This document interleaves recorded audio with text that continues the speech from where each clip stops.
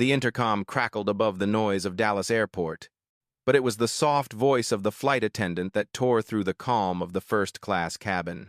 "Sir, we'll need you to give up seat 1 Ampere for a VIP passenger." A silence fell, sharp, metallic, like steel hitting the floor. Every eye turned toward the man in the front row. Calm posture, dark navy suit, polished brown shoes, holding nothing but a small black briefcase. No one knew that man was Johnson Caldwell, CEO of Caldwell Nexus, the tech corporation powering flight systems for over 60% of U.S. airlines.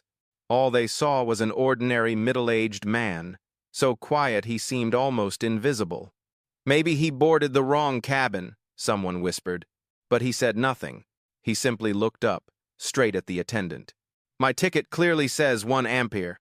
I booked it 3 weeks ago." His tone was calm, but each word landed like steel. At the far end of the cabin, the sound of heels echoed closer. A young woman with blonde hair and a crisp white shirt approached, a half-smile on her lips. Jessica, daughter of one of the airline's major shareholders. "It's okay," she said, voice sweet but edged. "I sit here every week. Someone must have made a mistake." The entire cabin held its breath. On one side, the welcomed, important guest. On the other, the unknown man. And between them, seat 1 Ampere, a simple chair about to become the scale between arrogance and justice. Johnson looked up. No anger, no protest. Just a faint smile. A smile that, later, people would call the smile that began a silent revolution.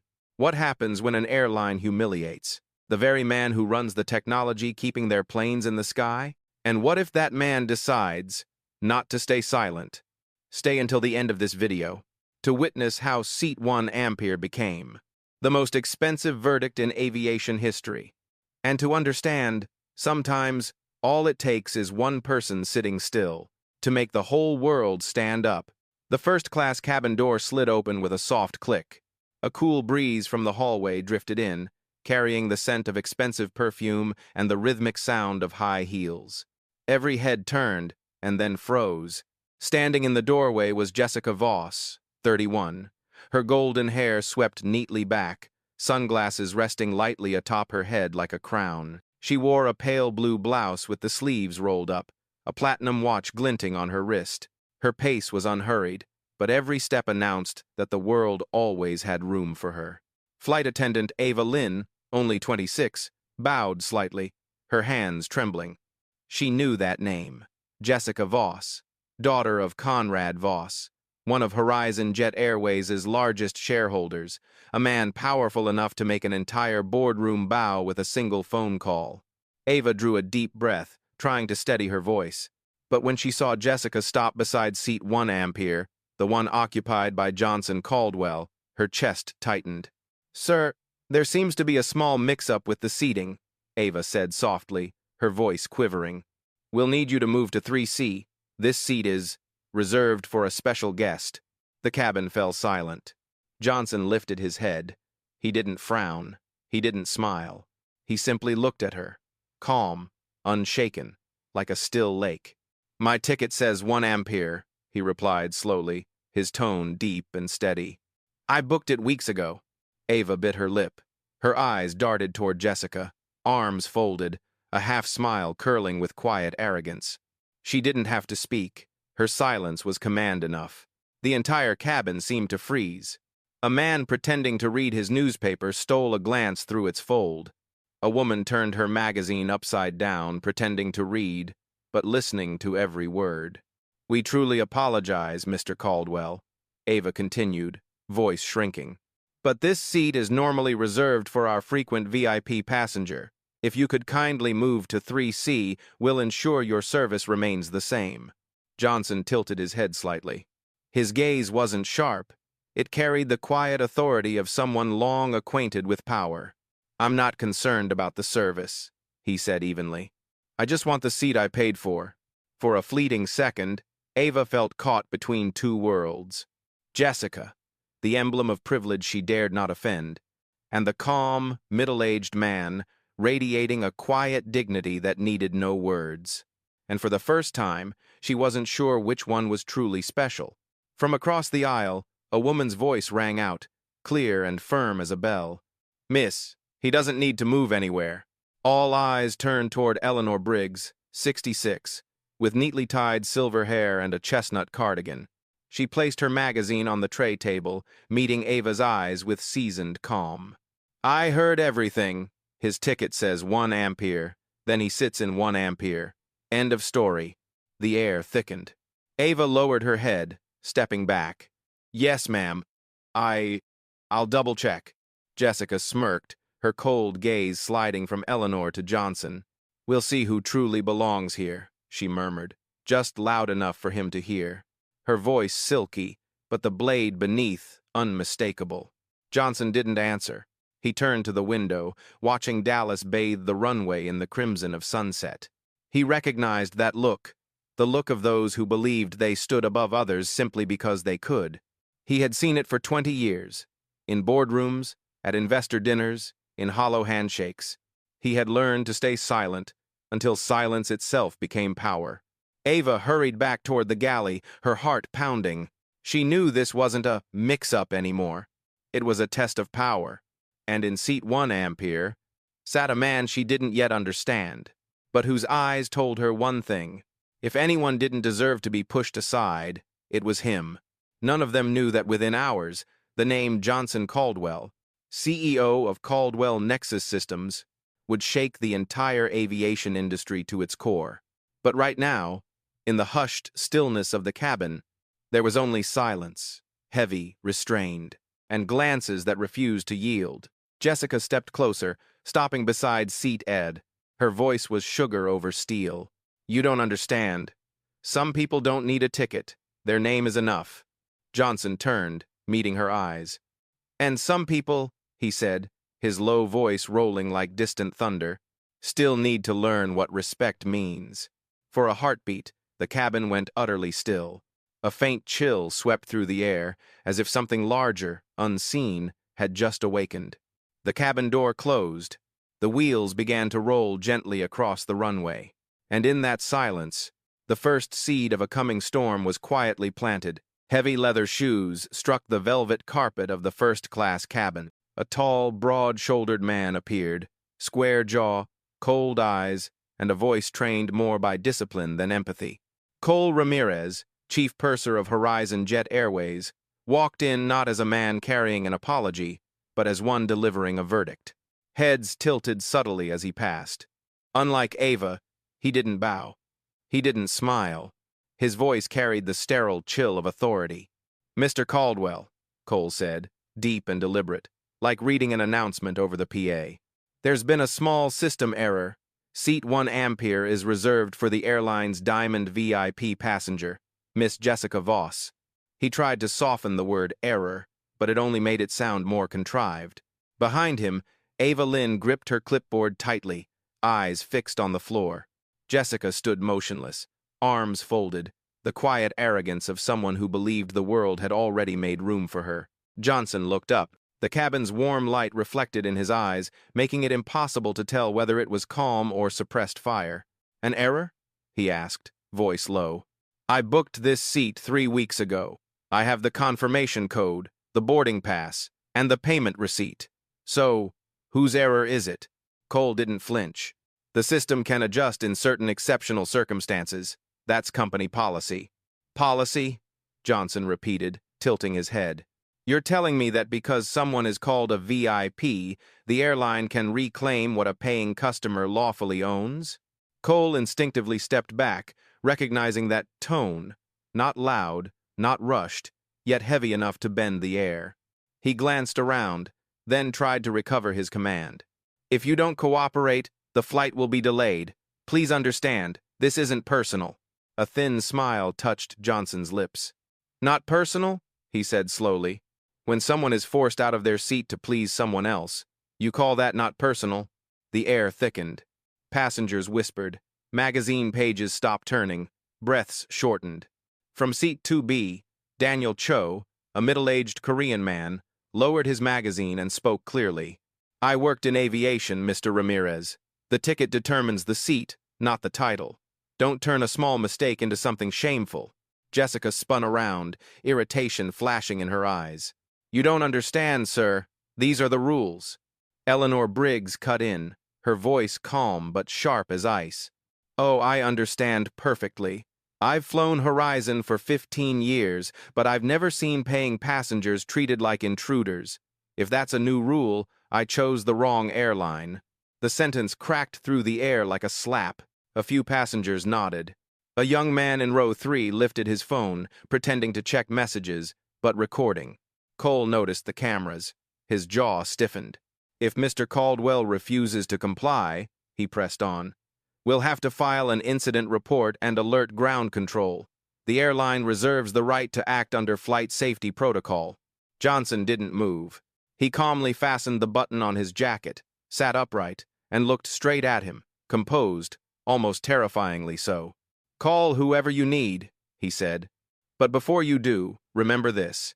Every policy exists to protect customers, not to excuse arrogance." He didn't raise his voice, yet the words landed like a verdict. Ava lowered her head, her hands trembling. For a fleeting moment, she felt shame. Not because Johnson was defiant, but because he was right. Cole drew a breath, turned sharply, and walked off. "We'll handle this," he said coldly. His footsteps faded, leaving a cabin wound tight as a string. Every gaze fixed on seat 1 Ampere. Jessica sat down in 1B beside Johnson, calmly opened her handbag, and pulled out her phone. "I honestly don't understand why people make such a fuss over one seat," she said loudly enough for everyone. A truly professional passenger knows when to yield. Johnson stared straight ahead, silent. Only his hands betrayed him, fingers tightening on the armrest, trembling slightly, as if holding back a storm. Across the aisle, Eleanor leaned toward him, her tone gentle yet unshakable. "You're doing the right thing. Don't move. Sometimes all it takes is one person staying in their place for the whole world to correct its course." Johnson gave a faint nod. In that instant, he felt something shift. Not just in the cabin, but deep within himself, where years of restraint had begun to crack. Sunlight poured through the window, glinting off the electronic ticket glowing on his phone. "Seat at A, Johnson Caldwell." He looked at it a second longer than necessary, then set the phone down. A soft ding chimed from the PA, followed by the steady voice of the attendant. "Ladies and gentlemen, we apologize for the delay. We are working to resolve a seating issue. Thank you for your patience." Each word, seating issue, stabbed at the airline's own pride. Someone chuckled quietly. Someone else kept filming. And somewhere below, in the operations room, panic was beginning to ripple. Johnson didn't know it yet, but within hours, the entire internet would explode over this short clip. For now, he simply leaned back, closed his eyes, and exhaled slowly. He didn't need to shout. He didn't need to threaten. He only needed to stay in his seat. Outside, the sunset dimmed, washing the wing in a golden sheen. A normal day for Horizon Jet was ending, but a storm, silent and deliberate, had just taken flight from their first-class cabin. As the wheels began to roll toward the runway, one thought settled in Johnson's mind. If they think this is just a seat, they're about to learn the price of respect. The engines hummed lower, the cabin lights softened to amber. But beneath that quiet glow began a battle no longer about procedure. It was a battle for dignity itself. The hum of the engines faded as the cabin door opened once more. A rush of fresh air swept in with the heavy footsteps of a man in a dark gray suit, his tie knotted tight enough to choke. Pinned to his chest gleamed a nameplate, Patrick Sloan, Ground Operations Supervisor. Behind him stood Cole Ramirez, stiff as if bracing for a public confrontation. Patrick forced a smile, the kind that existed out of duty, not sincerity. His voice carried loudly, deliberately, so everyone could hear. "Mr. Caldwell, to ensure an on-time departure, we need your cooperation in moving seats. This is the final request. If you refuse, we'll be forced to take further action. No more talk of mix-ups. No more apologies." This time the voice carried the weight of an order. Every gaze in the cabin turned towards seat 1 Ampere. Jessica Voss, seated just beside him, tilted her head slightly, arms crossed, a faint smirk curling her lips. Her eyes said everything. Let's see how long you can hold out now. Johnson opened his eyes, sat up slowly, and placed his briefcase to the side. His tone was calm, unnervingly calm. Mr. Sloan, I purchased a first-class ticket for seat 1 Ampere. I checked in properly. I see no lawful reason to leave. Patrick kept his forced smile. I understand, Mr. Caldwell, but this guest is a Diamond VIP member. She travels with Horizon frequently. Company policy reserves this seat for her. If you'd like, we can offer an additional service upgrade. No need, Johnson cut in, his voice low but resonant. The only thing I need is fairness. The cabin seemed to hold its breath. A young woman whispered to her seatmate, He's right. Fair is fair. Patrick glanced around, sensing the shifting current of quiet defiance, and lowered his tone, colder now. Sir, if you continue to refuse, this flight will be delayed. Dozens of passengers will be affected because of you. Johnson tilted his head, a trace of a smile at the corner of his mouth. If that happens, it won't be because of me. It'll be because of your decision. A few passengers nodded. Eleanor Briggs spoke again, her voice clear and ringing. We're talking about a paid seat, not a privilege. Don't turn a small mistake into a stain on the airline's reputation. Murmurs rippled across the cabin. A man in seat 2 Amperes, Thomas Reed, folded his magazine and called out, The one who paid for the seat sits there. That's it. Let's fly already. Patrick's face paled slightly. He hadn't expected the tide to turn this fast. But instead of yielding, he tried to seize back control. His voice dropped, measured and threatening. Very well, Mr. Caldwell, you may stay. But remember, today's incident will be recorded in our report. The word recorded sliced through the air like a cold blade. Everyone knew what it meant, a veiled threat. Johnson met his gaze. Good, then record it clearly. That today, Horizon Jet chose to protect privilege over its paying customers. The words thundered through the hush. A few passengers held their breath. A phone camera lifted, its red light glowing faintly as it captured Patrick's frozen expression before he turned away. Cole placed a hand on his supervisor's shoulder, guiding him out, as if each extra second in that cabin risked another PR disaster. They left behind a silence that spoke louder than words. Jessica shrugged, her tone laced with mockery. Such a pity. Horizon will remember this flight because one man refused to be flexible. Johnson turned his head toward her, voice steady as granite. No, they'll remember because they tried to push a man out of his seat and failed. A few soft chuckles rippled through the cabin. Jessica flushed and looked away. From the speakers above came the automated voice. Ladies and gentlemen, please remain seated. We are finalizing seating arrangements before departure. The phrase seating arrangements hung in the air, a quiet reminder that this story wasn't over, only paused for protocol. As the cabin settled, Ava Lynn stepped softly toward Johnson, whispering just loud enough for him to hear. I'm sorry about all this. I'm not supposed to say, but they're panicking downstairs. They've already called headquarters. Johnson gave a small nod. It's all right, young lady. Sometimes how people handle a seat tells you everything about how they value dignity. Ava looked at him, gratitude and fear mingling in her eyes, then turned back to the galley, gripping the tray tightly, as if holding on to her own conviction. The cabin light shifted to a warm glow, reflecting off Johnson's face, calm, unmoving, but with a storm caged behind his eyes. At the rear, a few passengers began texting quietly. First-class delay again, some VIP drama happening. Outside that metal door, another world waited, one ready to devour this story. Back at the service station, Patrick's voice grew sharp. Call upper management. If he still refuses, we'll bring in security. Cole nodded. Understood. And while they plotted how to handle passenger 1 Ampere, that man, Johnson Caldwell, simply sat still, eyes closed, one hand resting on the wooden tray, as if listening to the heartbeat of the very system he had built.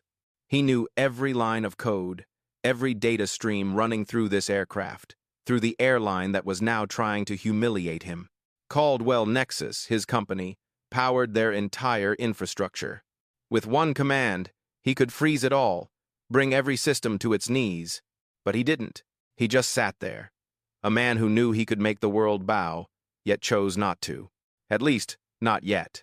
Outside, the sun had dipped halfway below the horizon, casting a crimson glow across the wing.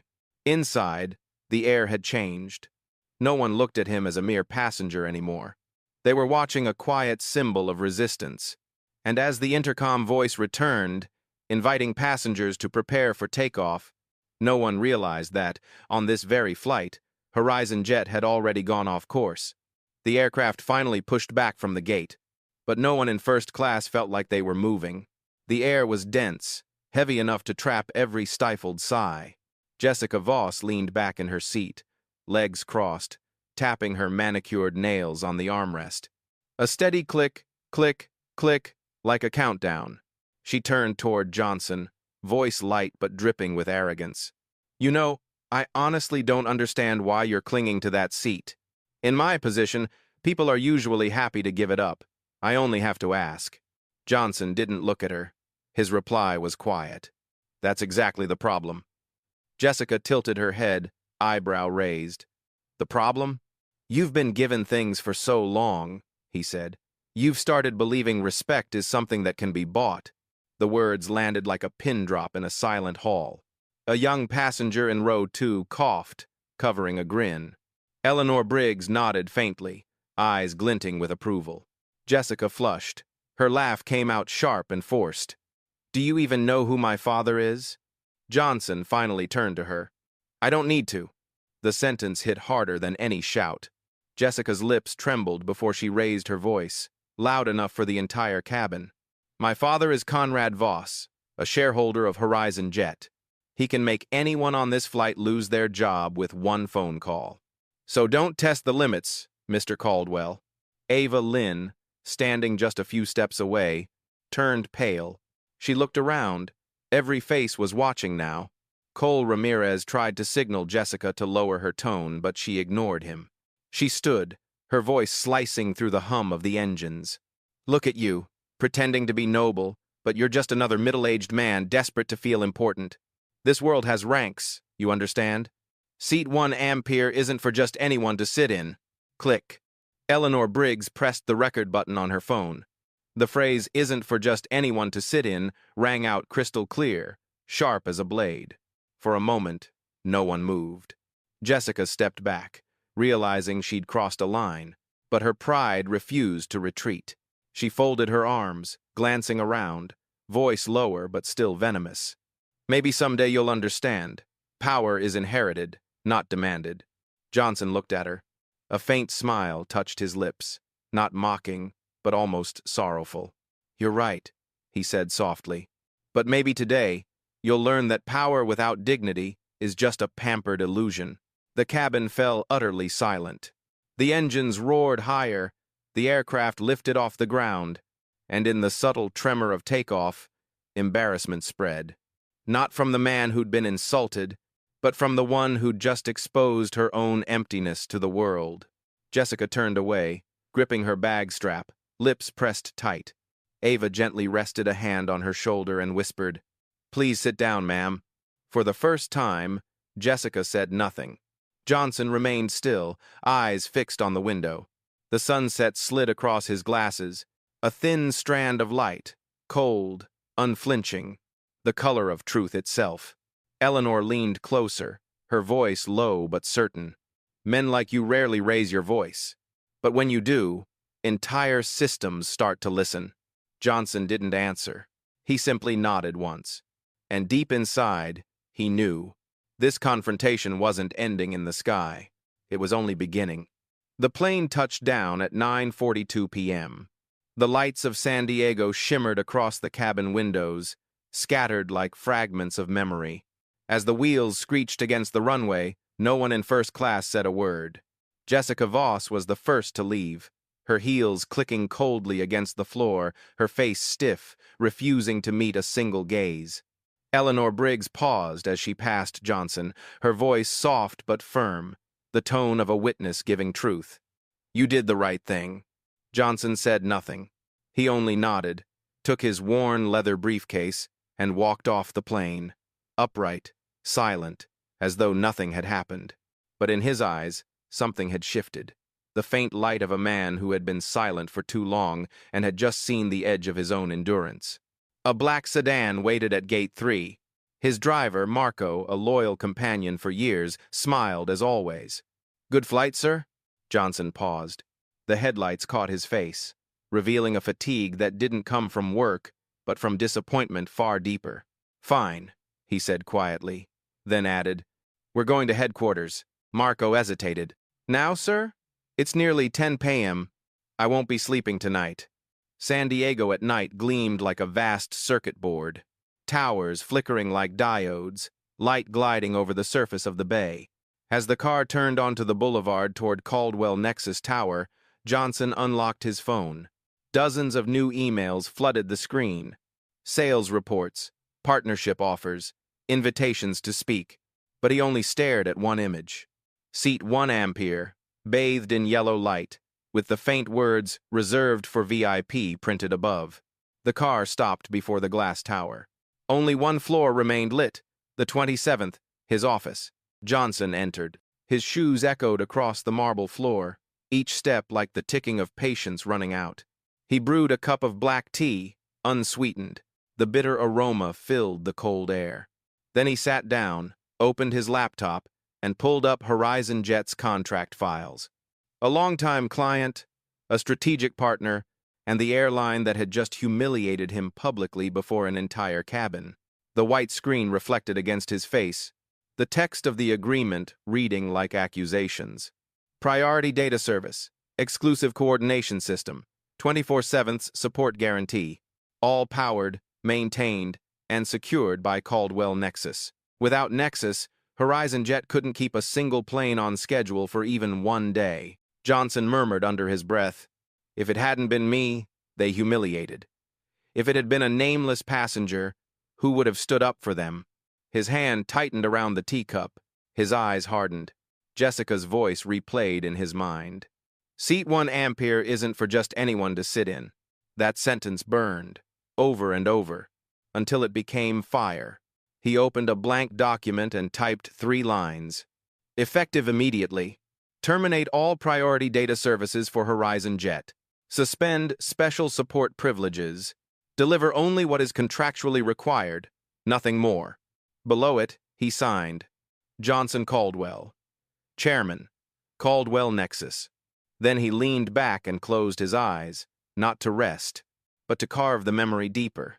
And in the silence, he whispered to himself, "No revenge, only fairness. And fairness, sometimes, is the quiet of one strong enough to make the world ashamed." The office lights burned late into the night. Outside, the sea was calm. Wind brushed against the towers like the sigh of 1,000 sleeping engines. But that night, inside Caldwell Nexus Tower, a silent vow was written, and by morning, it would become the fiercest storm Horizon Jet had ever known. Dawn broke over San Diego in a muted gold haze.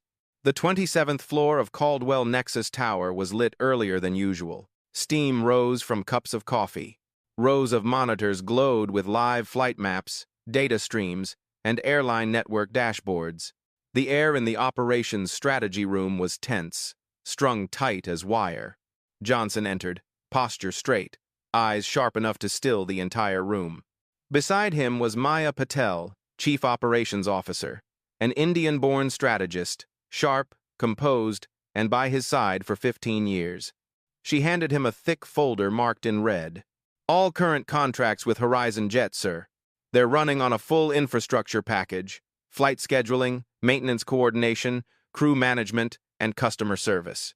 Their dependency on us is near total." Johnson opened the folder, turning each page like reading a verdict. His voice was calm, deliberate. "What percentage of their flight data runs through Caldwell servers?" "Exactly 93.4%, Maya replied without blinking. "Good. Then all we need is to adjust processing priority. Don't cut, just slow it." She understood immediately. A small movement inside millions of code lines, but one that could pull the spine from a giant. "I'll need a step-by-step plan," he said, voice low but metallic. "Yes, sir. First, we'll remove them from Tier 1 priority and reclassify them to Tier 3. That means maintenance sync, flight updates, and crew rotation will lag by 6 to 8 hours. Next, suspend VIP response protocols. All support requests must go through the automated queue. They won't be able to react in time. Johnson closed his eyes briefly. Not to destroy them, Maya. The goal is for them to feel it, to feel what unfairness truly means when you're on the receiving end. Maya nodded. She knew Johnson wasn't doing this for revenge. He was the kind of man who believed justice isn't noise, it's consequence. Sunlight spilled across the glass, reflecting his silhouette against the morning sky. On the large screen behind him, the Caldwell Nexus System displayed. Priority queue adjustment, executing. Progress bars flickered, then turned gray. Execution complete. No alarms, no shouting. Everything happened in absolute silence. The way real power always does. Maya spoke softly. Do you want to notify them, sir? At least an official email? Johnson shook his head. No. Let them discover it. Some lessons must be paid for in experience.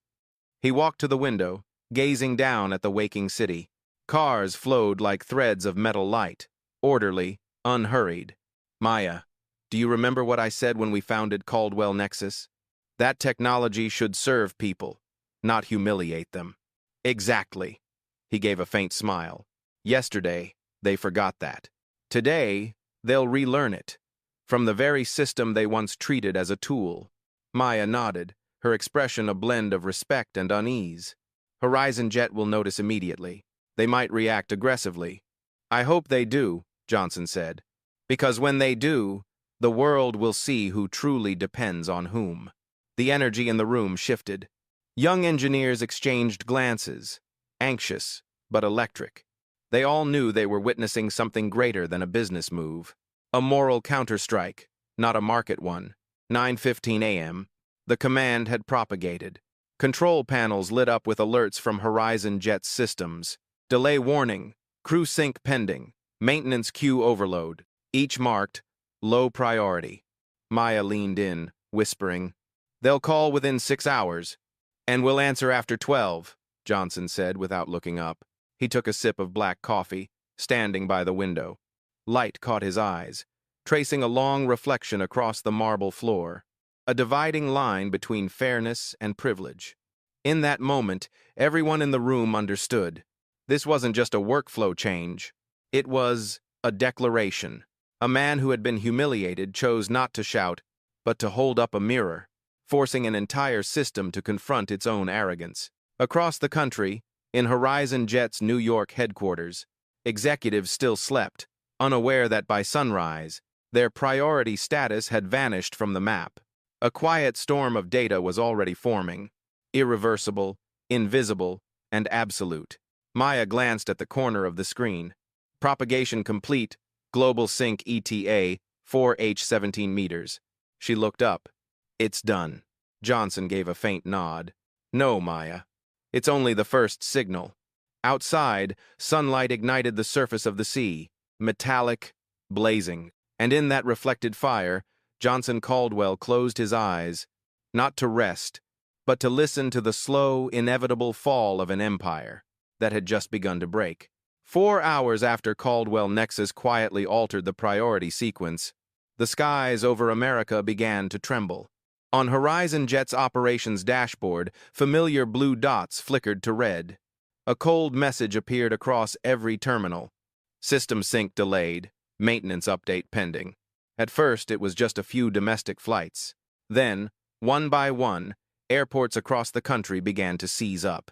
At Chicago O'Hare, the overhead voice echoed through the terminal. Ladies and gentlemen, Flight HJ-241 to Denver has been delayed due to scheduling adjustments. A young passenger went live from the gate, his tone mocking. This is Horizon Jet, the airline that bragged about being on time to the minute. Now it's 6 hours late. I guess they're prioritizing someone else today. By noon, that live stream had been shared over 200,000 times. The hashtag number, #NeverFlyHorizon, began flashing across Twitter.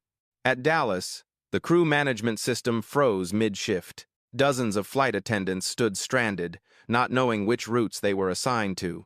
Internal messages flooded the chat. Server lag nefer. Crew rotation schedule not received. Who's even dispatching?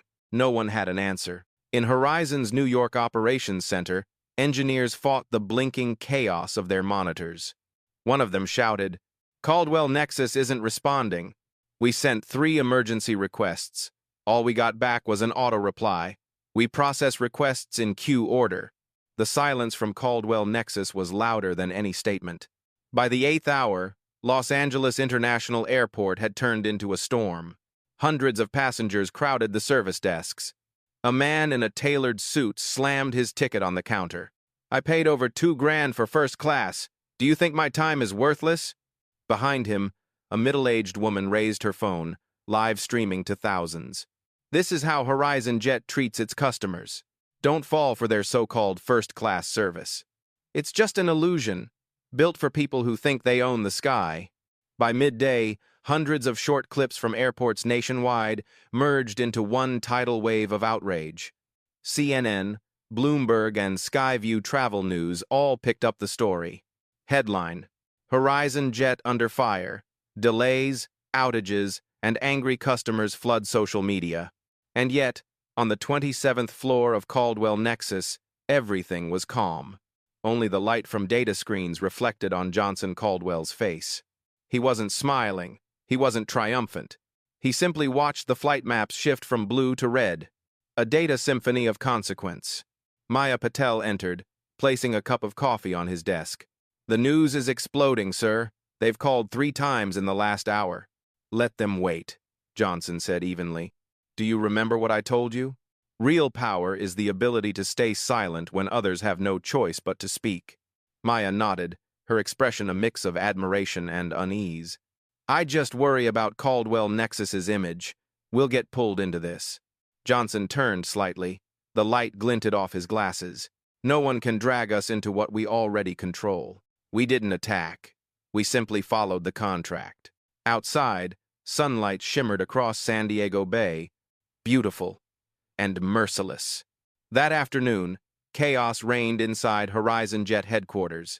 Shouts echoed down the marble halls. CEO Victor Hale slammed his hand on the conference table. "I want answers. Why is our entire operations system frozen?" The chief technical officer stammered.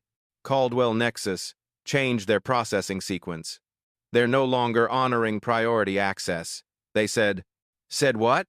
Victor barked. "They said they'll process requests according to contract order." Silence fell.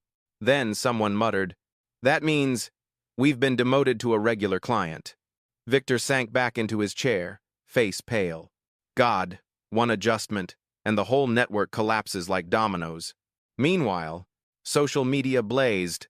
An airline that once forced passengers out of their seats can't keep a flight in the air. Maybe they should focus on respect instead of flashing VIP tags. News outlets resurfaced the Sate 1 Ampere incident. An anonymous account uploaded the 16-second clip. Jessica Voss saying, "Seat 1 Ampere isn't for just anyone to sit in." The video went viral, a symbol of arrogance in motion. Johnson watched it in silence. Each frame cut deeper, not with anger, but clarity. He turned to Maya. "This isn't about me anymore. It's a lesson for an entire culture." "Will you end it early?" Maya asked softly. "If they apologize?" "I don't need an apology for myself," Johnson replied. "I need them to understand. Dignity can't be placed in a priority queue like a data file." Night fell. Twitter flickered like a sky of firework bursts. Number Never Fly Horizon, trending Hajon nationwide. Number Seat 1A, symbol of justice. One user wrote, "A single seat taken from the wrong person can bring down an empire. Never underestimate the quiet ones." Maya read it aloud. Johnson smiled faintly. "Sounds like a perfect summary of the lesson they're paying for." By 11:59 p.m., Horizon Jet's global systems hit full synchronization failure. More than 60 flights grounded, thousands of passengers stranded. The news spread like fire on the wind. Inside Caldwell Nexus, lights still burned. Data flowed steadily. Johnson stood by the window, overlooking the city. He knew the public storm had only begun. But for him, the goal was already achieved. Not to destroy, but to make them finally see themselves. Days after the hashtag number Seat1 dominated every social platform, the media began hunting for the identity of the mysterious man in the viral video. In the shaky clip filmed from Seat 2C, he sat still, his voice low, steady, and unyielding. "I paid for this seat, and I will not move. Not because I am important, but because fairness is." That voice made millions pause mid-scroll. Online, people began calling him the calm passenger. On national television, anchors asked the question that echoed across the country. Who is the man in Seat 1 Ampere, and why did his quiet refusal bring an entire system to its knees? At Horizon Jet headquarters, an emergency meeting unfolded like a crisis broadcast. More than 20 senior executives filled the boardroom, but no one dared speak first. On the massive screen, red graphs bled downward. Thousands of delayed flights, plummeting stock prices, premium clients canceling en masse. CEO Victor Hale slammed his hand on the table. "I want to know who that man is. I don't care if he's a passenger or a federal agent. I want a name. Now." The security chief opened a folder, his voice trembling. "The name on the ticket is Johnson Caldwell." The room froze. Several heads lifted, faces drained of color. Victor's voice cracked. "Caldwell? You mean Caldwell Nexus?" "Yes, sir. The very same. He's the founder and chairman of Caldwell Nexus Systems. Our entire operations infrastructure depends on his company." A director whispered, "We kicked the CEO of our own systems provider out of his first-class seat." Another corrected softly, "Not kicked, humiliated, publicly." Everyone understood then. This wasn't a technical glitch. It wasn't an operations failure. It was a verdict, a moral reaction, executed through silence by the man they had dismissed. Victor turned toward the fogged skyline of Manhattan. His voice was barely a whisper. "One seat," he said. "Just one seat. And now we're paying with an empire." Across the country, in his office at Caldwell Nexus, Johnson watched the live broadcast. The screen split in two. On the left, angry passengers in airports. On the right, Horizon's emergency meeting. Across the ticker ran the headline, "Breaking. Horizon Jet confirms Seat 1 Ampere passenger was Johnson Caldwell, CEO of Caldwell Nexus."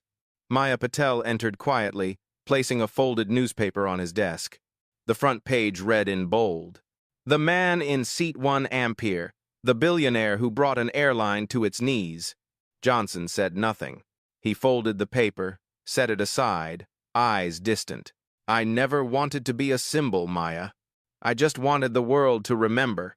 Respect doesn't need a title to deserve protection." Maya looked at him, her voice soft, touched by admiration and sorrow. "You don't have to speak anymore, Johnson. They're telling the story for you." She turned on a second screen, an interview with Eleanor Briggs, the elderly passenger who had defended him that day. Her voice rang steady. "I saw it with my own eyes. They asked him to leave his seat, calling someone else a VIP. Mr. Caldwell just said one thing, 'I'm not leaving.' That was the calm of a man with dignity. No shouting, no anger, just refusal to bow." The clip ended with a studio audience erupting in applause.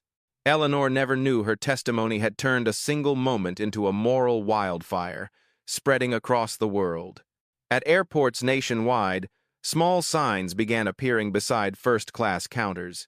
"Seat 1 Ampere, reserved for those who respect others."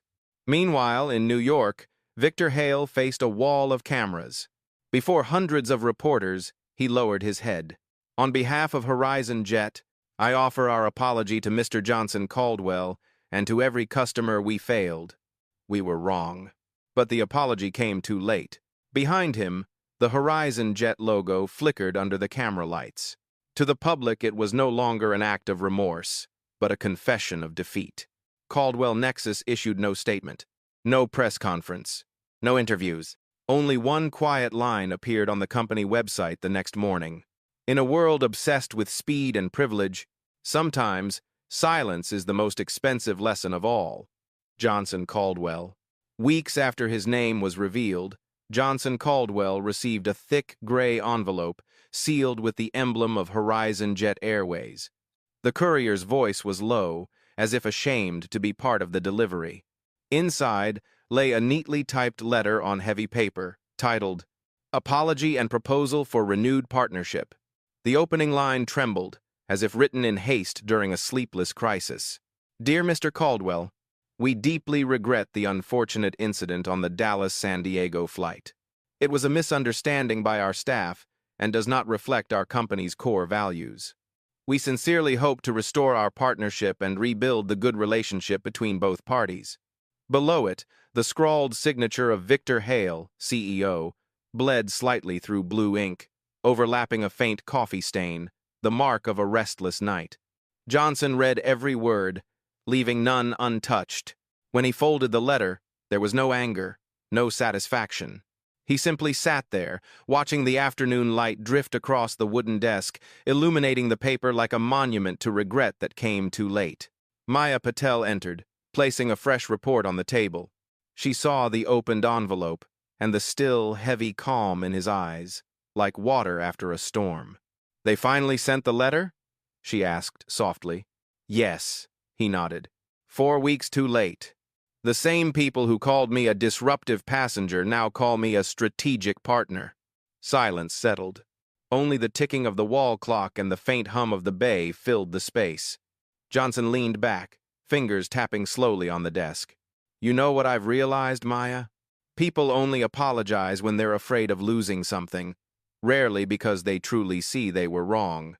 How will you respond?" she asked. He lifted a cup of cold tea, his voice quiet. "With action, not words." On the desk lay the expiring Horizon contract, the priority renewal section circled in red. The renewal deadline loomed next month. "If we don't renew," Maya said, "they'll collapse. But if we do, we can name any terms we want." Johnson remained still. He knew one nod could turn Caldwell Nexus into their savior. The press would celebrate, the markets would rebound. A polished story of reconciliation. A perfect ending. But he wasn't looking for an ending. He was looking for justice. He spoke slowly, each word deliberate. "We'll fulfill our existing obligations, nothing less. But after that, every resource moves to other carriers. No renewal, no compromise." Maya exhaled, half admiration, half unease. "You know the public will call it revenge." "It's not revenge," Johnson replied, his gaze steady on the window. "It's refusal to let insult become habit. Forgiveness without correction isn't kindness. It's cruelty." A long pause followed. The last light of day stretched across the floor, outlining his weathered face, resolute, serene. "That day on the plane," he said softly, "I thought I'd only lost a seat. But it turns out they lost their corporate soul. And that, Maya, can't be bought back." She bowed her head. "I understand." That evening, Johnson left the office late. The city glowed amber beneath a summer sunset. By the pier, he paused, listening to the rhythm of the waves against the hulls. The sound was steady, patient, a reminder that every great decision needs silence before it thunders. Back at his penthouse, he placed the apology letter in a drawer. He didn't tear it. He didn't reply. On a small notepad, he wrote in black ink, "Respect doesn't need to be declared. It only needs to be proven." Then he closed the drawer, gently, decisively. The next morning, when Maya entered the operations room, the central screen of Caldwell Nexus displayed a new status. Priority channel, Horizon Jet, expiration confirmed. Transfer protocols initiated. She looked up, surprised. "You've made your decision." "Not me," Johnson said softly. "They did, the day they decided their importance outweighed someone's humanity." Across the ocean, in Horizon's headquarters, the first alerts appeared. License renewal failed, service downgrade pending. Teams of engineers scrambled, but it was too late. The data streams had already begun to reroute.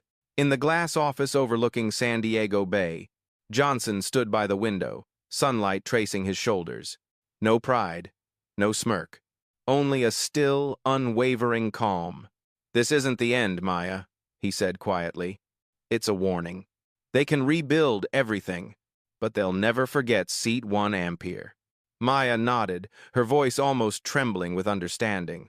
1 seat, and an entire lesson in dignity. Johnson said nothing. His hand rested lightly against the glass, his reflection merging with the skyline behind him. And in his mind, one final thought rang clear, a vow of quiet power. I didn't destroy them with force. I let them destroy themselves, through the habit of disrespect. News of Caldwell Nexus terminating its partnership spread like a soundless explosion. No press release, no public statement, just a quiet change in a database, and within hours, Horizon Jet's systems began to collapse. Flights delayed. The mobile app crashed. Crew members couldn't access their schedules.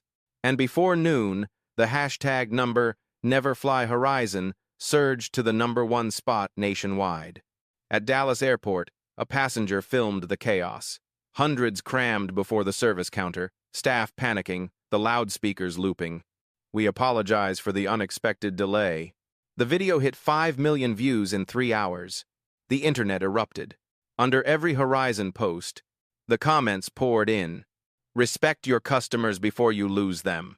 You humiliated one man, and now the universe is teaching you a lesson. That afternoon, Eleanor Briggs, the elderly passenger who once stood up for Johnson, appeared on a morning TV interview. She looked straight into the camera, her voice clear and deliberate. I was there. They asked him to give up his seat as if he were nobody, while the other smiled in arrogance. I didn't know who Mr. Caldwell was, but I know this.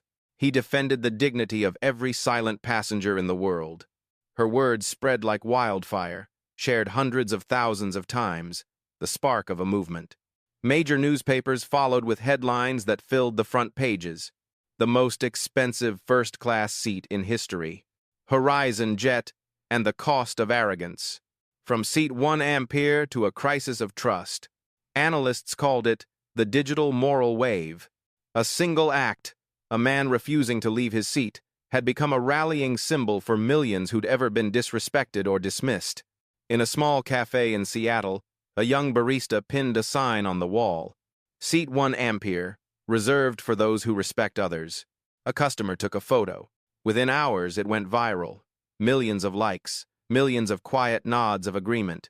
At Horizon Jet's New York headquarters, the communications team held another emergency meeting. Everyone looked exhausted. A young analyst spoke with shaking hands. Our apology posts are backfiring. For every positive comment, there are 10 that mention Mr. Caldwell. People say we haven't apologized to the right person. Victor Hale sat motionless. He had made dozens of calls to Caldwell Nexus. None were answered. The line remained open for dialogue, but Johnson's silence was absolute. On the big screen, Horizon's stock graph plunged vertically. A PR consultant whispered, "We need to go public. Show goodwill." Victor gave a dry, bitter laugh. Goodwill? People don't believe words anymore. They only believe action. And then, the public began to act. A college student posted a TikTok describing how Horizon staff once treated her coldly on a domestic flight. She ended her video with one piercing line.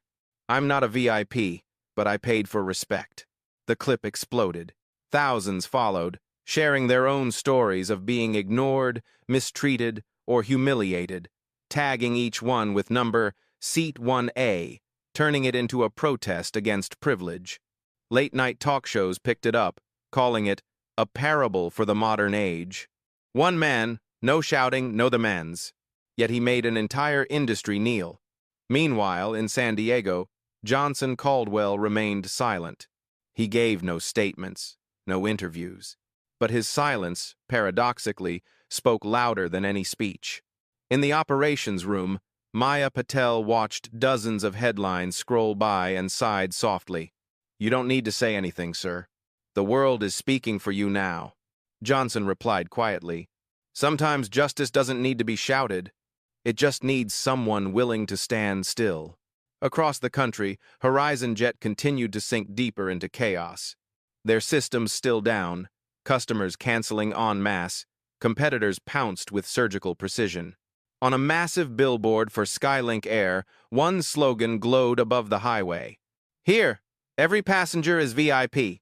Within 7 days, Horizon Jet lost 22% of its market share. Business analysts named it the Caldwell effect, a moral chain reaction, proving that a single ethical act can shake an entire industry. And across business forums, one quote kept resurfacing, repeated like a mantra.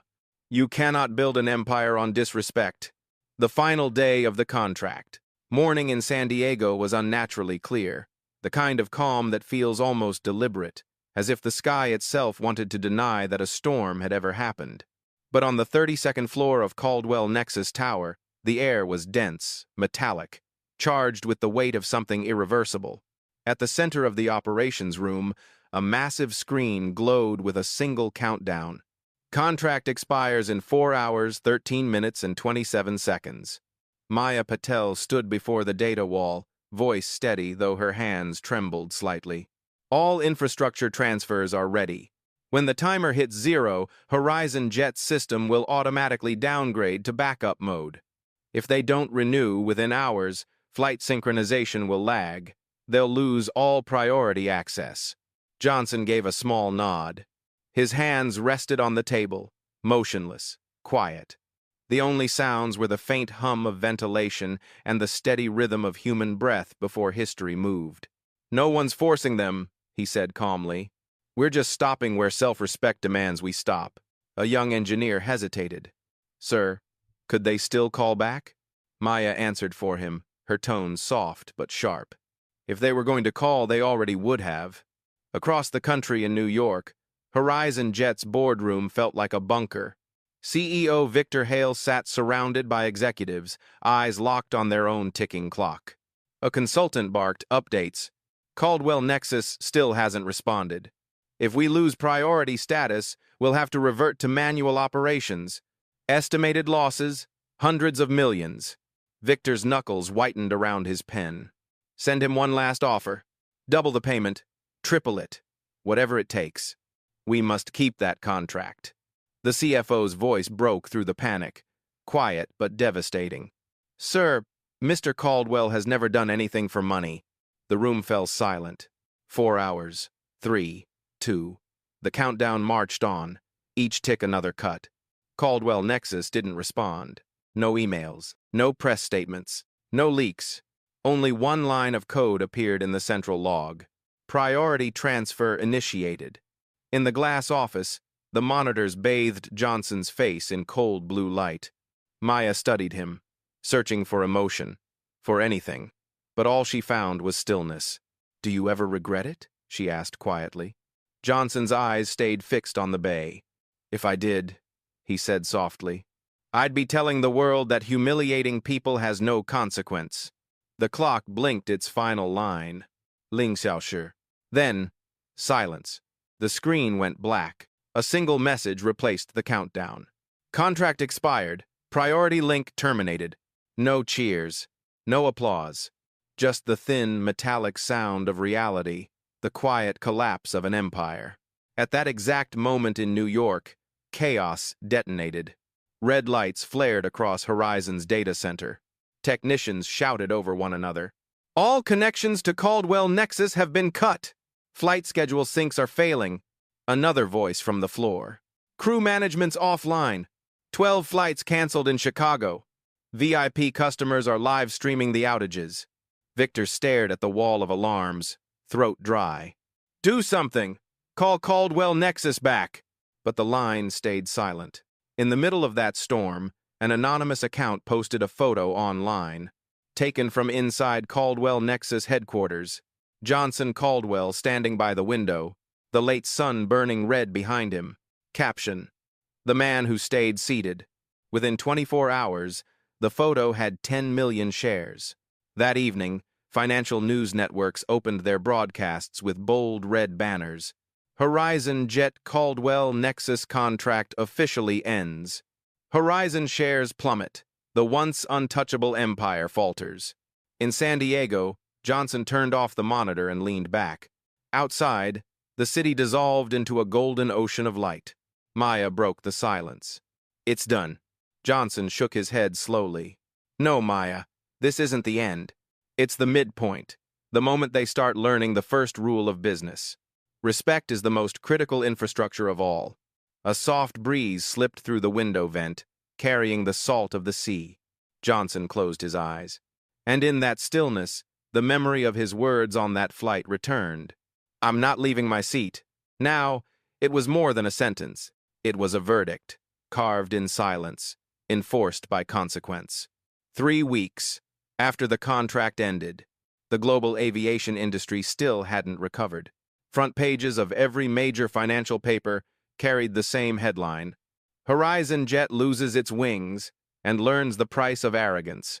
Amid the wreckage, a name reappeared: Johnson Caldwell, now listed among the keynote speakers at the International Aviation Forum in Singapore, alongside hundreds of CEOs, ministers, and investors. The announcement spread like sparks in the night. Everyone wanted to hear what the man from Sate 1 Ampere would say. The main hall blazed under 1,000 lights. Reporters crowded the corridors, cameras already aimed at the stage. A massive LED banner ran the title of the session: Leadership Beyond Power. Then he appeared. No security detail, no entourage. Just a man in a simple gray suit, walking with that same calm precision that once disarmed an entire airline. The walk of someone who had tasted power and no longer needed it to prove anything. He stopped at center stage, took the microphone, and began, his voice low, deliberate, resonant. "Thank you for inviting me. But today, I'm not here to talk about technology or contracts.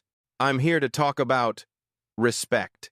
The room froze. No whisper, no shuffle of chairs. Johnson scanned the audience. Hundreds of faces, each representing the vast machinery of a global industry. In business, we measure everything: first-class tickets, billion-dollar deals, market shares. But there's one value that, once lost, renders all others meaningless. That value is human dignity. In the front row, several Horizon Jet executives sat with heads bowed. He continued, voice steady, but each word landing like a stone dropped into still water. "People have asked why I didn't forgive them. The answer is simple. Forgiveness is not the absence of consequence. I didn't destroy them. I simply allowed them to witness the result of their own choices."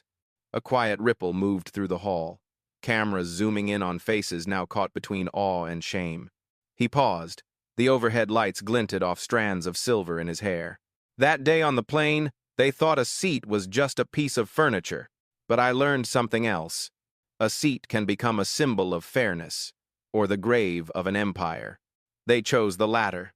I chose to stand up, not for revenge, but to remind the world that respect is not a privilege. It's the foundation." Applause broke, brief at first, then swelling into a standing wave that filled the hall. The energy shifted. This was no longer a business conference. It felt like a collective confession. Johnson inclined his head in gratitude, then closed with a voice both calm and absolute. "One day, we'll understand. Success isn't measured by how many contracts we sign, but by how we treat people when no one's watching. If I leave any legacy to this industry, it won't be the automation systems of Caldwell Nexus. It will be the lesson of Sate 1 Ampere. Dignity is never an economy-class value." The entire hall rose to its feet. Thunderous applause rolled against the glass dome and echoed for minutes. Some reporters wiped away tears. A senior executive from Skylink Air approached the stage and bowed deeply. "You didn't just save an industry," he said. "You taught it how to bow for the first time." As Johnson left the stage, hundreds of cameras followed him through the corridor. A young journalist hurried beside him, breathless. "Mr. Caldwell, if you could go back to that moment on the plane, would you do anything differently?" He stopped, smiled faintly. "No. I would still stay seated. Because sometimes, the silence of one person can echo louder than any speech." And with that, he walked on, leaving behind a sea of standing people, as if they had just witnessed the closing chapter of a living history. 3 weeks after the contract ended, the global aviation industry still hadn't recovered. Every major financial newspaper carried the same headline: Horizon Jet loses its wings and learns the cost of arrogance. What followed spread faster than any market report, a wave of moral reckoning. Front-page headlines echoed across continents. The Caldwell effect, when ethics become an invisible asset. Respect, the new currency of business. Investors fled in silence. Within 2 weeks, Horizon Jet's stock had fallen 40%.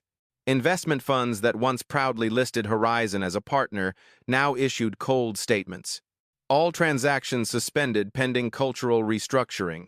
On Wall Street, a financial anchor summarized the collapse with a single razor-sharp line. Horizon Jet wasn't brought down by technology. It fell to something simpler: attitude.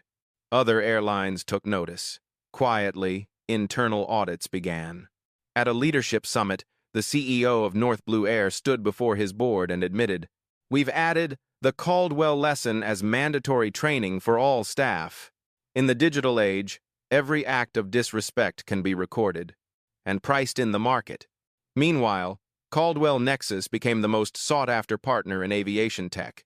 Within a single week, 3 international airlines signed memorandums of cooperation, a feat not seen in a decade. Maya Patel entered Johnson's office, holding a thick stack of reports. "Sir, we've just hit the highest quarterly revenue in company history. And the most remarkable part? Most clients say they chose us because of trust." Johnson didn't smile. He simply nodded. "Trust," he said quietly, "is the only profit you can't buy." Across the ocean, the witnesses from that fateful flight, Eleanor Briggs and Thomas Reed, became unlikely voices of history. Interviewers asked what it felt like to be there. Eleanor's voice trembled, but her conviction didn't. "I used to think justice belonged in courtrooms. Now I know. Sometimes justice is simply one person saying, 'I will not give up my seat.'" The clip spread worldwide. The phrase number, "the man who stayed," filled social media feeds, a symbol of silent defiance and moral courage. While the world praised Johnson Caldwell as a modern-day parable of integrity, Horizon Jet vanished into its own shadow. Boardrooms in New York emptied. Shareholder calls turned to legal threats. Victor Hale sat alone in the executive suite. The company's logo once hung proudly behind him, now removed, leaving only a pale rectangle on the wall. Before him, the report glowed coldly. Accumulated losses, $1.3 billion. He lowered his head, voice cracking in the silence. All because of a seat. No one answered. Markets, like oceans, don't need to accuse. They punish by withdrawal, when the tide of trust recedes. Horizon Jet didn't crash because Caldwell Nexus brought them down. They sank because the world stopped believing they deserved to fly. Back in San Diego, the lights at Caldwell Nexus stayed on late as always. Johnson stood before the window, overlooking a city bathed in quiet gold. Far above, aircraft moved like slow constellations, their lights blinking gently against the sky. "Markets have no heart," he said softly to Maya. "But sometimes that coldness is the purest form of justice." Maya set down her reports, nodding. "Justice has been served, sir." Johnson turned, his tone deep and steady. "No, Maya, justice doesn't end here.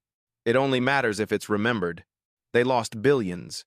But if the industry doesn't change, the next cost won't just be money." His eyes fell on a small framed photograph on the wall. The moment he stepped off the Singapore stage, beneath a single line of text, "Respect is the runway." A soft sea breeze slipped through the window, stirring the curtain like a sigh. Outside, the night sky was perfectly still. But in that stillness, the world understood. A new order had begun. That night in San Diego, the city was unusually quiet. No horns, no wind sliding through the glass towers. Only the soft amber light shimmering over the bay, like scattered fragments of memory drifting on water. On the 32nd floor of Caldwell Nexus, the building was empty. Everyone had gone home, everyone except Johnson Caldwell. His jacket hung neatly on the chair, his tie loosened. On the desk sat a cup of cold tea, and beside it, the letter from Horizon Jet. A thin sheet of paper that somehow felt heavier than stone. He didn't need to read it again. He already knew every word. "We sincerely apologize for the unfortunate misunderstanding on the Dallas-San Diego flight." An apology that came after the storm had already swept everything away. Johnson closed his eyes and let the silence settle. In his mind, The image of Sate 1 Ampere returned. The window glowing with sunset red, the steady hum of the engine, the strained face of a flight attendant forced to betray her conscience. The anger was gone now. Only a quiet ache remained. The kind that follows a battle where even the victor carries scars. Light from the opposite tower reflected across the window, casting his silhouette onto the city. A man who never needed to raise his voice to prove strength, only to remain steadfast. The door creaked open softly. Maya Patel stepped in, holding a new stack of files. "You're still here, sir? You have a meeting with Aerav Vista in the morning." Johnson smiled faintly. "There are nights when you stay behind, just to listen to what the world doesn't say." She stood beside him, watching the distant lights over the water. "Do you ever think, if you'd just given up that seat, none of this would have happened?" Johnson turned the teacup slowly in his hands, his voice low but firm. "Maybe. But if I'd moved, Horizon might still be flying. Caldwell might still be thriving. Yet the most important thing, faith and fairness, would have been lost. And once that's gone, nothing else matters." Maya said nothing. After a while, she whispered, "Thank you for making the entire industry look at itself. Not everyone can stay seated when the world tells them to stand down." Johnson looked out toward the bay, where a plane lifted into the night sky. Its lights traced a long silver arc across the horizon. "People are like airplanes," he said softly. "It's only against resistance that we discover how high we can really fly." Neither spoke again. The sea breeze drifted through the window, carrying salt and cold. A few sheets of paper fluttered from the desk. One landed face up on the floor. The first page of a report titled, "Caldwell Nexus Market Share Reaches Record High." Johnson bent down, picked it up, and smiled faintly. "Maya," he said quietly, "I don't need to be remembered as the man who brought Horizon down. I just hope they remember that every empire can fall when it forgets how to treat people." She nodded once. "That will be your legacy." She left the room. The door closed behind her, leaving Johnson alone with the night. He refilled his cup, steam rising in soft curls of white. The apology letter still lay on the desk, its corner marked by the faint ring of the teacup, a seal closing one story. He picked up a pen and wrote on the back in deliberate strokes. "Forgiveness is not forgetting, it's remembering without surrender." Then he slid the letter into the drawer, walked to the window, and looked out at the vast, glowing city, the deep black ocean beyond it, calm and infinite. He exhaled slowly, whispering to no one. In the end, the only victory that matters is peace with your own conscience. A gentle breeze moved through the room, carrying the scent of tea and salt. The desk lamp burned softly, small, steady, and unwavering, just like the man who once refused to leave his seat, and by doing so, helped an entire world remember its dignity. The next morning, San Diego was windless. The early sun spread across the glass towers of Caldwell Nexus like a thin veil of gold. When Johnson Caldwell entered his office, his secretary hesitated at the door. "Sir, there's someone here to see you. She says she's from Horizon Jet." He looked up. For a moment, everything stopped. The door opened, and the woman who stepped in was someone he never expected to see again. Jessica Voss. No golden curls, no designer sunglasses, no smirk of entitlement.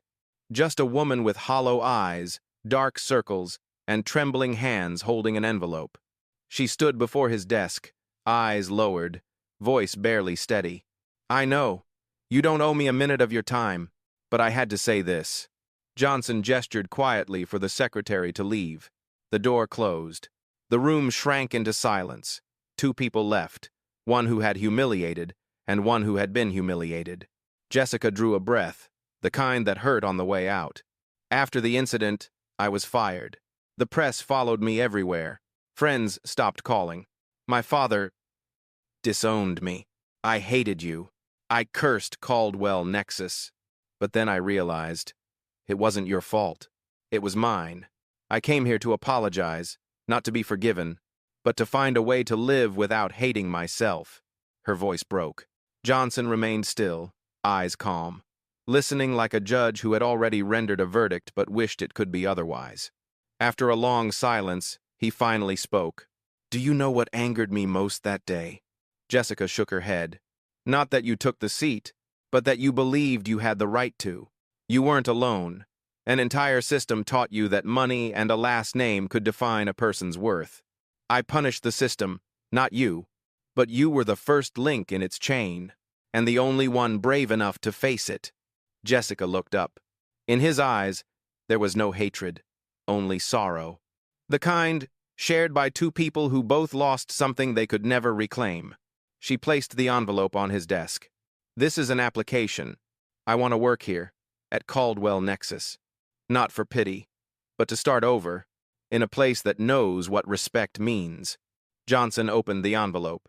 Inside was a resume and a small handwritten note that read, "Respect begins where privilege ends." The silence that followed felt sacred.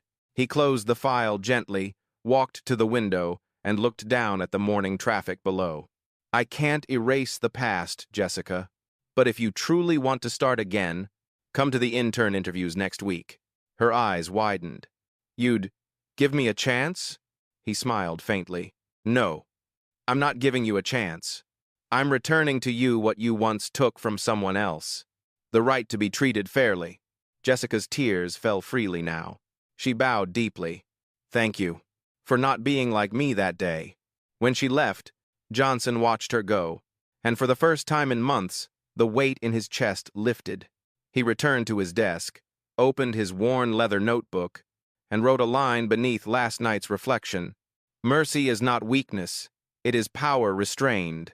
Setting down the pen, he looked out toward the sea. A plane was lifting off from San Diego International Airport, its white fuselage cutting through the blue. Johnson whispered softly, almost to himself. Fly, Jessica. This time, you don't need seat 1 Ampere. Time passed.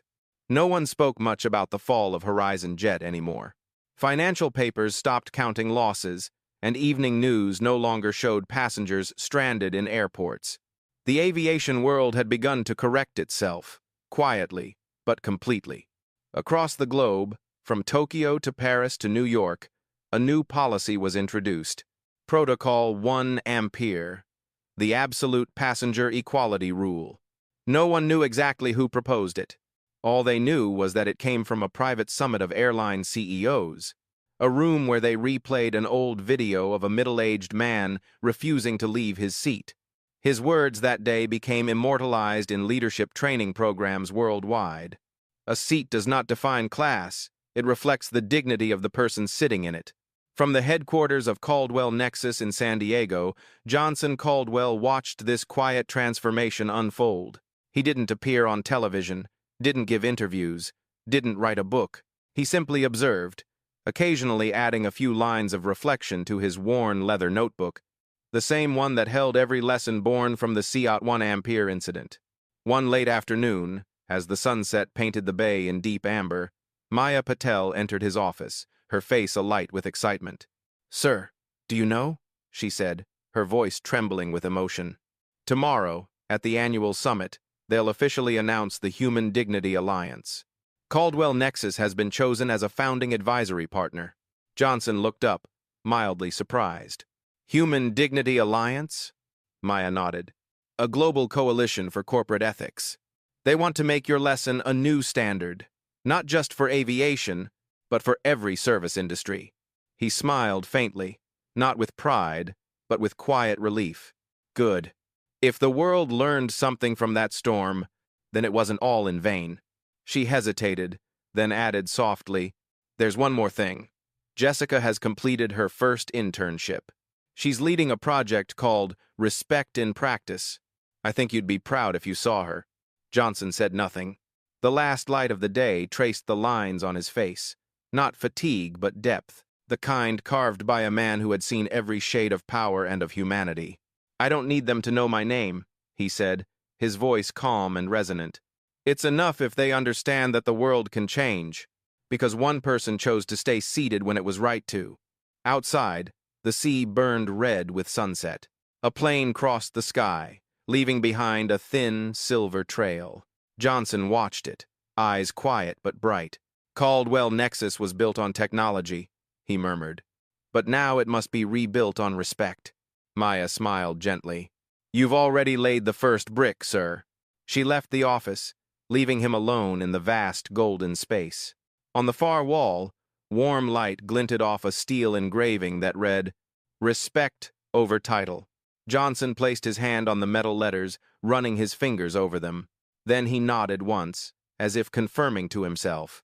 The journey had ended, but its value was only beginning. Outside, the city came alive with light. Streets glowed like slow-beating veins beneath the night. In the quiet, Johnson sat down, opened his notebook, and wrote one final line. Empires fall, but values endure. He closed the book. No music. No applause. Only the sea breeze slipping through the window, carrying the faint salt of dawn. A whisper from a new era, where power was no longer measured by position, but by how one human being treated another. Epilogue. Seat 1A. The story of Sate 1 Ampere seemed to have ended, yet its echo lingered, not through headlines, but in the quiet ways people changed.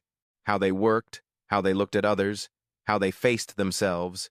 Jessica, once the confident woman who strutted into first class with arrogance in her eyes, was now the first to arrive at the office each morning. No high heels, no navy blouse, just a simple gray suit, her hair tied back, and eyes that finally knew how to listen.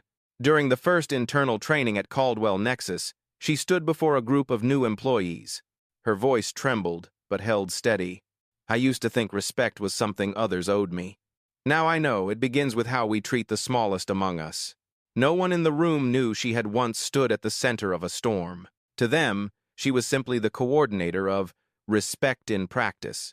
But to Jessica, every session was an act of redemption, not through apology, but through the quiet persistence of doing right.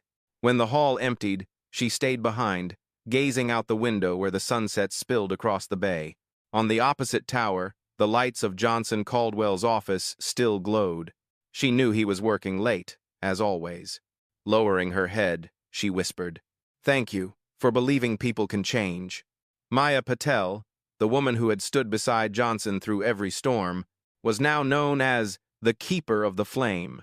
Since the launch of the Human Dignity Alliance, she had become a sought-after speaker at global conferences. But what made her proudest were not the awards. It was the letters from employees around the world.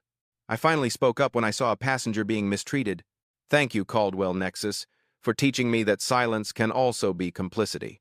One evening, returning home from a long trip, Maya opened her inbox to find a single line from Johnson. Maya, you prove that respect doesn't need slogans. It needs people who act. She smiled through tears. To her, Johnson was more than a CEO. He was a teacher who had shown that true power lies not in speaking louder, but in knowing when silence can carry truth. And Johnson Caldwell, after months of relentless work, finally began to allow himself rest. He left the office earlier, spending his afternoons walking along the shore. Neighbors sometimes saw him sitting on a wooden bench, tea in hand, eyes distant as planes lifted off over the bay. Once, a boy recognized him and ran up, wide-eyed. "Mister, are you really the man who didn't give up his seat?"